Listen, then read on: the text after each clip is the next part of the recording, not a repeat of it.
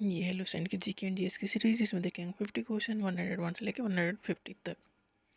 Tributaries क्या हैं? ये स्मॉल रिवर्स हैं जो बड़ी रिवर में जाके मिल जाती हैं, और बड़ी रिवर से निकलने वाले रिवर्स को कहते हैं डिस्ट्रीब्यूटरीज। सेरिकल्चर मतलब सिल्क वर्म का कमर्शियल यूज़ करना या सिल्क वर्म को पालना, इसकी स्टडी होती है सेरिकल्चर में। फिशिकल्चर में मतलब फिश की study, breeding of fish in specially जैसे कि टैंक या पॉन्ड में मछलियों को पालना। Viticulture cultivation of grapes. Horticulture ये काफ़ी इंपॉर्टेंट है। हॉर्टिकल्चर में ज़्यादा क्या क्या आता है तो वेजिटेबल, फ्लावर, फ्रूट सभी आते हैं हॉर्टिकल्चर में। वेजिटेबल भी, फ्लावर भी और फ्रूट्स भी। इन्हें ग्रो करना फॉर कमर्शियल यूज मतलब बेचने के लिए। Fruit, flower, vegetables. Subsistence farming मतलब ये ऐसी फार्मिंग है जिसमें बस उतना ही प्रोड्यूस होता है जितने की ज़रूरत है, मतलब बचत ज़्यादा इसमें नहीं होती। ये पहले वाली फार्मिंग है। नोमैडिक हर्डिंग मतलब इसमें एनिमल्स को लेके जगह से जगह घूमना, क्योंकि एनिमल्स के जैसे कि पानी की कमी हो गई रेगिस्तान में, गर्मियों में भेड़ बकरी लेके चले जाते हैं बाहर दूसरे स्टेट्स में, तो इसीलिए उन्हें कहते हैं नोमैडिक हर्डिंग। इस प्रोसेस को कहते हैं नोमैडिक हर्डिंग और उन्हें कहते हैं हर्डर। और क्या ये कॉम्बिनेशन है मेटल का विद इम्प्योरिटीज़, मतलब मेटल के साथ इम्प्योरिटीज़ भी हैं, उसे कहेंगे और मेटल्स को बाहर निकालना, इम्प्योरिटीज़ को हटा देना, इस प्रोसेस को कहते हैं स्मेल्टिंग। स्मेल्टिंग एक प्रोसेस है जिसमें मेटल को साफ़ किया जाता है इम्प्योरिटीज़ से। कोऑपरेटिव इंडस्ट्रीज़ वो इंडस्ट्रीज़ हैं जिसका ओनर कोई एक नहीं होता, एक ग्रुप ऑफ पीपल होते हैं जो मिलकर एक इंडस्ट्री को चलाते हैं, सबकी हिस्सेदारी उसमें होती है। सन फिक्स्ड है, प्लेनेट सन के अराउंड घूमते हैं, सैटेलाइट प्लेनेट के अराउंड घूमती हैं। लूनर इक्लिप्स कब होता है? जब सन और मून के बीच में अर्थ आ गई, तो अर्थ की वजह से मून के ऊपर लाइट नहीं पड़ती, तो होगा lunar eclipse. Planet according to the distance from the sun. Sun के बाद देखो सन फिक्स्ड है, प्लेनेट उसके चारों ओर घूम रहे हैं, तो सबसे नज़दीक मरकरी है, फिर उससे दूर वेनस है, तीसरे नंबर पर अर्थ है, फोर्थ फिर मार्स, फिर जुपिटर, फिर सैटर्न, फिर यूरेनस, फिर नेपच्यून है। तो ये पूछा जाता है सीक्वेंस में कि कौन से नंबर पर कौन है। जैसे कि सन से थर्ड नंबर पर अर्थ है। साइज भी पूछ लिया जाता है, planet according to the size, largest to smallest. सबसे बड़ा है जुपिटर, उससे छोटा ये सैटर्न, उससे छोटा यूरेनस, उससे छोटा ये नेपच्यून, फिर अर्थ है, फिर वेनस, फिर मार्स है, फिर मरकरी है। सबसे छोटा है मरकरी, सबसे बड़ा है जुपिटर। जो अर्थ का जो रोटेशन होता है, रोटेशन मतलब 24 घंटे में अर्थ अपना एक पूरा चक्कर लगा लेती है, तो इसकी ये 24 आवर्स में हो रहा है, तो रोटेशन की वजह से दिन और रात हो रहे हैं।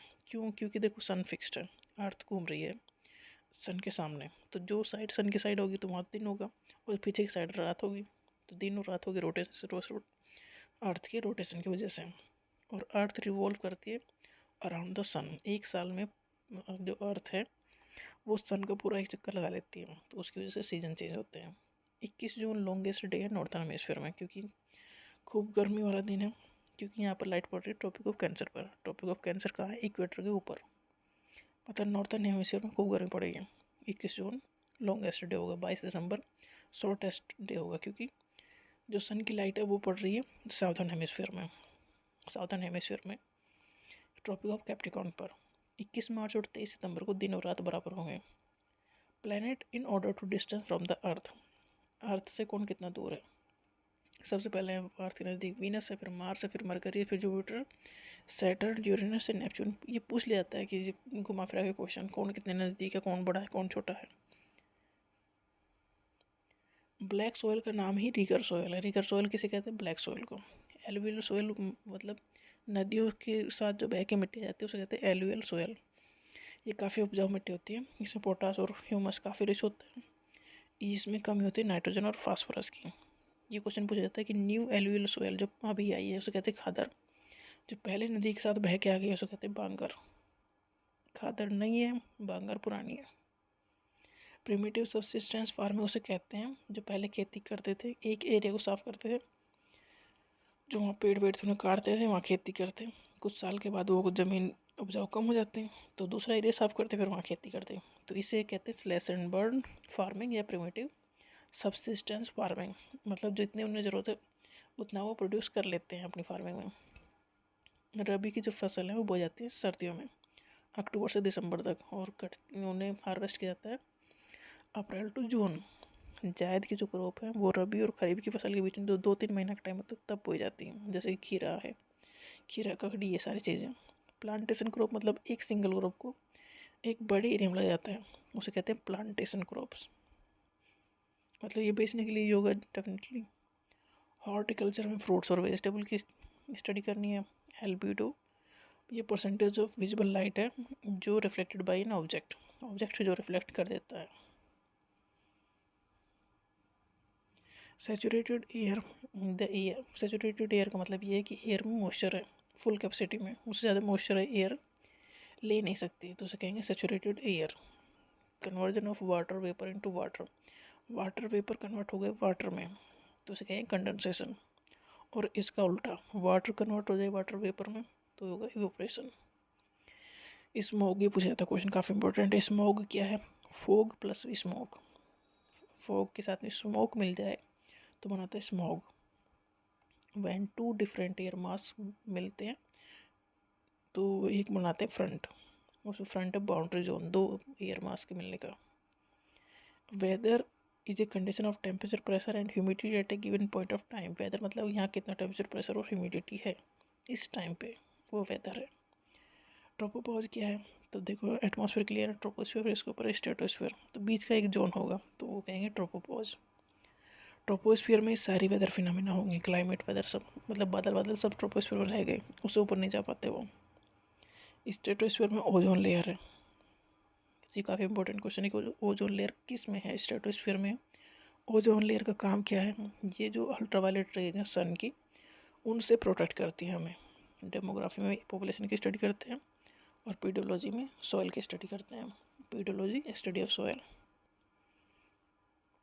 नेचुरल ग्रोथ ऑफ पॉपुलेशन क्या दिखाता है? बर्थ कितने हुए हैं उसमें से डेथ माइनस कर दो, प्लस इन माइग्रेशन कितने लोग उस एरिया में आए हैं उसमें से माइनस कर दो जितने लोग बाहर चले गए हैं, तो नज़र आएगा टोटल कितनी पॉपुलेशन की ग्रोथ हुई है।